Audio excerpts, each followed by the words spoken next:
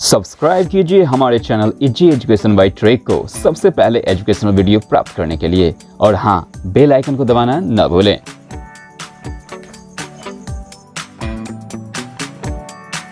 Hello मेरे friends, मेरा नाम है रोहित श्रीवास्तव और आप देख रहे हैं मेरा channel AAT means easy educational by track channel. Okay friends, इस चैनल में मैं लाता हूं आप लोगों के लिए बहुत ही बेहतरीन सेंटेंसेस, बहुत ही इंपॉर्टेंट सेंटेंसेस स्पोकन इंग्लिश से रिलेटेड, जिसकी मदद से हम लोग जल्दी से जल्दी अपने स्पोकन इंग्लिश को सीख सकते हैं। ओके फ्रेंड्स, और काफी इंप्रूव कर सकते हैं।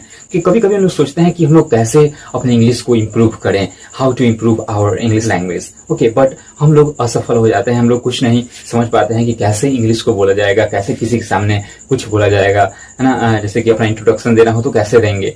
लेकिन इससे पहले हमको कुछ सेंटेंसेस की आवश्यकता होती है, ताकि हम लोग जल्दी से जल्दी अपने उस स्पोकन इंग्लिश को वहां पर बैठे लोगों के सामने कुछ बोल सके, कुछ पढ़ सके। ओके, तो ये कैसे आएगा, कैसे हम किसी के सामने बोल सकते हैं। ओके, तो इसके लिए मैं लाया हूं आप लोग के लिए सेंटेंसेस। बहुत ऐसे सेंटेंसेस हैं जिसके चलते हम लोग धीरे धीरे अपने स्पोकन इंग्लिश को सीख सकते हैं। ओके फ्रेंड्स, तो पिछले लास्ट क्लास में हम लोगों ने कुछ सेंटेंसेस पढ़ा था, जैसे कि शिक्षा की जरूरत है, पैसों की आवश्यकता है, धन की जरूरत है, अंग्रेजी की आवश्यकता है।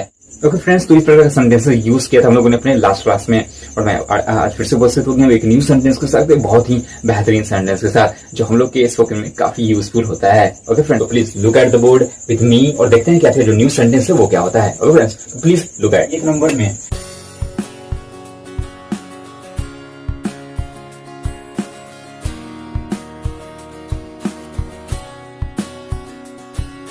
ओके फ्रेंड्स, तो ये रहा हम लोग का आज का न्यू सेंटेंसेस। बहुत ही बेहतरीन, बहुत ही स्पेशल ये सेंटेंस है। हम लोग के स्पोकन इंग्लिश में बहुत ही यूज होता है इस प्रकार का सेंटेंसेस। सपोज दैट इस प्रकार का सेंटेंसेस अगर हम लोग को नहीं आता है तो कैसे इंग्लिश बोलेंगे, कैसे किसी के सामने इंग्लिश का जवाब इंग्लिश में दे सकते हैं। ओके फ्रेंड्स, तो ये सेंटेंसेस का आना बेहद ही जरूरी होता है। तो ये सेंटेंस कैसे बनेगा, how to make this type of sentences. तो इस सेंटेंस को बनाने के लिए कुछ रूल को जानेंगे, ताकि उसके सहायता से हम लोग अपने इंग्लिश बुक को भी रीडिंग कर सके और ग्रामर भी सीख सके। ओके फ्रेंड्स, तो इसके लिए बहुत ही खास, बहुत ही जरूरी है रूल जानना। तो देखते हैं कि रूल क्या होता है।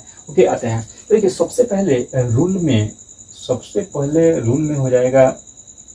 देखिए, इसमें एक चीज समझने वाला है, ये सेंटेंस कैसे बनेगा और इसको कैसे यूज करेंगे। तो इसमें एक चीज समझने वाला है, दो चीज दिया हुआ है यहाँ पर, अंग्रेजी के साथ साथ हिंदी, अंग्रेजी के साथ साथ हिंदी, उसके साथ साथ मैं, ठीक है, उन लोगों के साथ साथ हम लोग।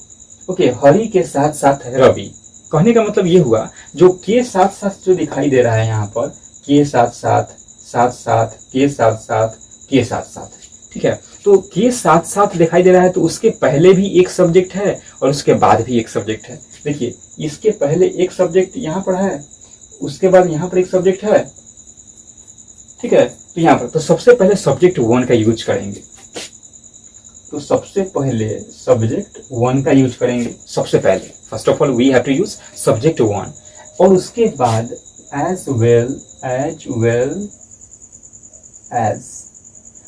Well as for Hindi meaning के साथ साथ के लिए यूज करेंगे, ठीक है। तो एज वेल एज का यूज कर देने से बन जाता है के साथ साथ। ओके, तो subject one plus as well as plus subject two, और उसके बाद हेल्पिंग वर्ब और प्लस हेल्पिंग वर्ब। और हेल्पिंग वर्ब किसके अकॉर्डिंग आएगा, तो सब्जेक्ट टू के अकॉर्डिंग हम लोग यूज कर सकते हैं। और उसके बाद ऑब्जेक्ट यूज करेंगे। ओके, तो ये रहा हम लोग का रूल। ओके, और ये रहा सेंटेंसेस। तो इस सेंटेंस को बनाने के लिए इस प्रकार का रूल बहुत ही जरूरी है। ओके, तो ये रहा subject one plus as well as, फिर सब्जेक्ट टू, फिर हेल्पिंग वर्ब, फिर प्लस ऑब्जेक्ट लास्ट में, end of the sentence we have to use object. तो देखते हैं कैसे बनता है इस सेंटेंसेस को। देखिए, सबसे पहले एक सब्जेक्ट है जो कि एक अंग्रेजी है, तो क्या हो जाएगा, इंग्लिश। अब लगा देंगे एज वेल एज, अब इसका यूज करना है। देखिए, सबसे पहले इंग्लिश, उसके बाद एज वेल एज, उसके बाद हिंदी।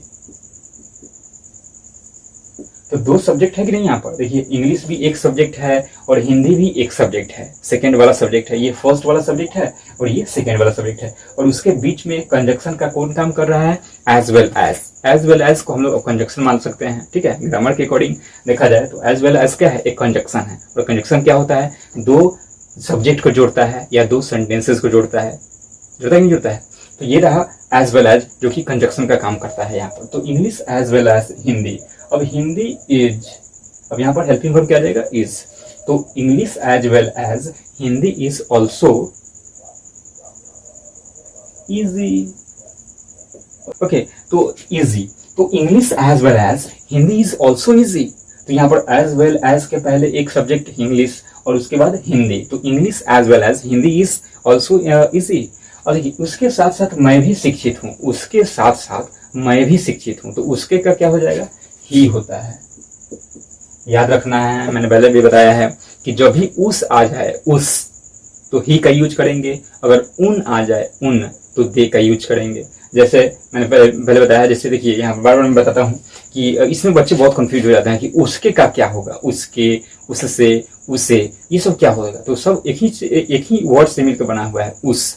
हिंदी का वर्ड है उस, उ और श। तो उस से बनता है। तो उस से जैसे ही वो कोई सब्जेक्ट आ जाएगा तो समझेंगे कि वो ही का काम करेगा। और जैसे ही उन से सब्जेक्ट आ जाए, उन्होंने, उनको, उन्हें, तो उन आ रहा है कि नहीं आ रहा है, तो उन जब आ जाएगा तो दे का यूज करना है तो करना है। और दे के अकॉर्डिंग ही हम लोग they, their, them, their self, them self का यूज करेंगे। ही के साथ ही, him, he, his, him, himself, इसी का यूज करेंगे। ओके फ्रेंड्स, तो उसके का क्या हो जाएगा, ही। और उसके बाद एज वेल एज कंजक्शन का यूज कर लेंगे, एज वेल एज, उसके बाद आई। तो he as well as I am also educated. Okay, तो he as well as I am also educated. उन लोगों के साथ साथ हम लोग भी चालाक हैं। तो ये कैसे बनेगा, तो उन, देखिए यहाँ पर उन आ गया, उन आ गया कि नहीं आ गया। तो उन जब आ जाएगा तो दे का यूज करेंगे, दे। तो they as well as we are also clever. Clever का मतलब क्या होता है, चालाक। तो क्या हो जाएगा, they as well as we are also clever. तो दे यहाँ पर क्या है, दे यहाँ पर उन लोग है, सब्जेक्ट है। और उसके बाद एज वेल एज, उसके बाद वी एक और सब्जेक्ट है, उसके बाद आर ऑल्सो क्लेवर। तो they as well as we are also clever, है ना। हरी के साथ साथ रवि भी बेरोजगार है। तो सबसे पहले फर्स्ट सब्जेक्ट का यूज करेंगे, हरी। हरी एज वेल एज, हरी एज वेल एज रवि। तो देखिए एक सब्जेक्ट यहाँ पर हरी है, उसके बाद एज वेल एज, उसके बाद दूसरा सब्जेक्ट क्या है, रवि। तो Hari as well as Ravi, उसके बाद इज लग जाएगा, is also, also unemployed, unemployed, unemployed. Unemployed का मतलब क्या होता है, बेरोजगार। और देखिए यहाँ पर ऑल्सो का यूज आ रहा है। अब आप लोग सोचे होंगे कि रूल में तो ऑल्सो का यूज कहीं है नहीं, ठीक है। तो ऑल्सो का मतलब भी होता है, ऑल्सो का मतलब क्या होता है, भी। इसलिए हम लोग ऑल्सो का यूज कर दिए हैं। और किसके बाद, तो हेल्पिंग वर्ब के बाद, ठीक है। तो Hari as well as Ravi is also unemployed. चाहे ऐसे भी हो सकता है, Hari as well as Ravi is unemployed also. ऐसे ऑल्सो अभी यूज कर सकते हैं, लास्ट में यूज कर सकते हैं कि ऑल्सो मतलब भी होता है। और ऑल्सो का यूज लास्ट में भी कर सकते हैं और यहाँ पर बीच में भी कर सकते हैं। तो देखिए ऑल्सो, ऑल्सो, ऑल्सो आया कि नहीं आया, तो ऑल्सो भी के लिए आया। अगर मान के चले कि भी अगर नहीं रहता तो ऑल्सो भी नहीं आता। ओके, तो इस प्रकार से इस सेंटेंसेस को बनाएंगे। ओके फ्रेंड्स, तो चलते चलते फिर से देख लेते हैं कि ये सेंटेंस कैसे बना है और उसको कैसे यूज करना है। देखिए अंग्रेजी के साथ साथ हिंदी भी आसान है। तो English as well as Hindi is also easy. उसके साथ साथ मैं भी शिक्षित हूँ, he as well as I am also educated. उन लोगों के साथ साथ हम लोग भी चालाक हैं, they as well as we are also clever. Okay, Hari के साथ साथ रवि भी बेरोजगार है। तो Hari as well as Ravi is also unemployed. Unemployed का मतलब क्या होता है, बेरोजगार, UNEMPLOYD। तो फ्रेंड्स, तो ये रहा आज का न्यू सेंटेंसेस। फिर मिलेंगे एक नेक्स्ट वीडियो में एक न्यू सेंटेंस के साथ, एक बहुत ही बेहतरीन सेंटेंस के साथ। ओके फ्रेंड्स, तो आज सुनने से इतना ही। Thank you, bye bye friends. Subscribe कीजिए हमारे चैनल इजी एजुकेशन बाय ट्रेक को सबसे पहले एजुकेशनल वीडियो प्राप्त करने के लिए। और हाँ, बेल आइकन को दबाना न भूलें।